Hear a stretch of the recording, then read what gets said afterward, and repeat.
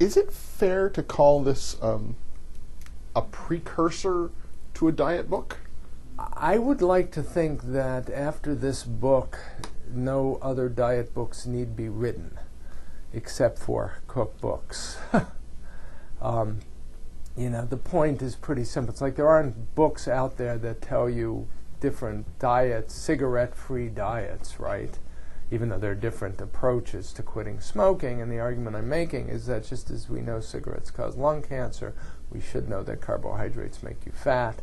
So any diet book, any book that's aimed at getting you to lose weight should just be aimed at getting you to somehow eat less carbohydrates. I crave carbs. Right. I just, bring me mounds of rice, throw some potatoes on it, and a little bit of spaghetti, and that would be good. Well, and you start off with just a bit. I mean, yeah.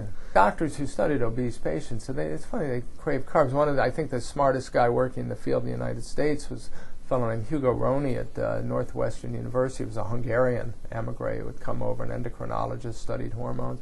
He said he had a patient, a laundress, who ate a pound of laundry starch a day.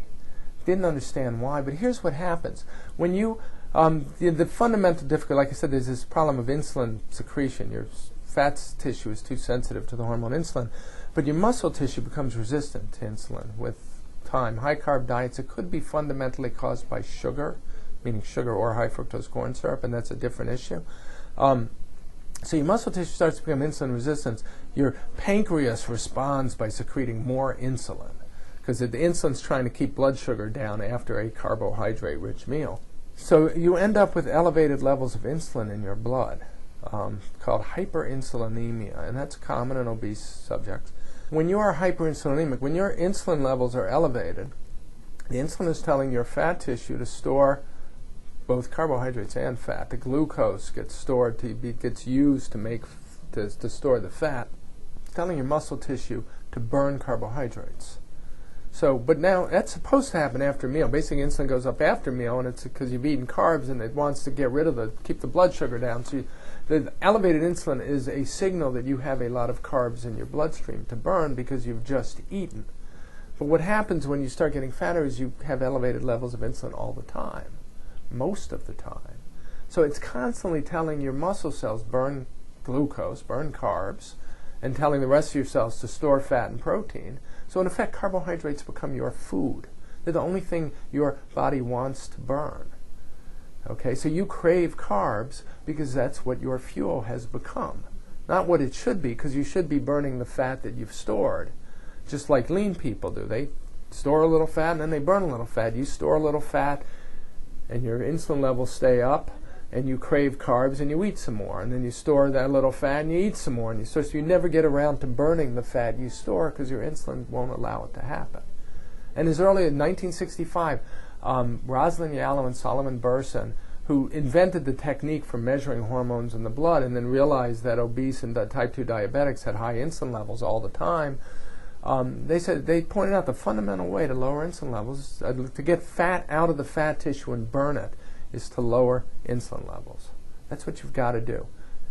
Most diets do that to some extent, because most diets get rid of the carbs. Lower carb content, even a low-fat diet will lower the carb content, improve the quality of the carbs. So they'll get rid of what's called high glycemic index carbohydrates and sugars. But they'll also get rid of the fat and protein, so they'll starve you. If you don't want to be starved all the time, and if you're starved all the time, you're likely to go off the diet, maybe binge eat. If you don't want to be starved all the time, then you keep fat and protein high and just cut the carbs. Now you've gotten the insulin levels down, you're going to burn your fat, you'll have more energy, you'll probably want to exercise if you haven't done it, because you suddenly have the energy to exercise. Problem is, it sounds like a miracle cure, so people think it's quackery. Who could stay on this diet? Well, it's hard to quit smoking if you're a smoker. Nobody ever says, who could actually quit smoking? We shouldn't tell people to quit, because we should tell them to just smoke 10 cigarettes a day, because that's something they could sustain for life. No doctor thinks like that. You get to the diet field, and suddenly it's like we have to come up with something they could sustain for life, even if we're going to tell them to keep eating the thing that literally makes them fat. So it's not going to work, but they're going to be able to stay on it. And it's crazy. The book is Why We Get Fat and What to Do About It. I've been speaking with the author, Gary Taubes, and Why We Get Fat, published by Knopf.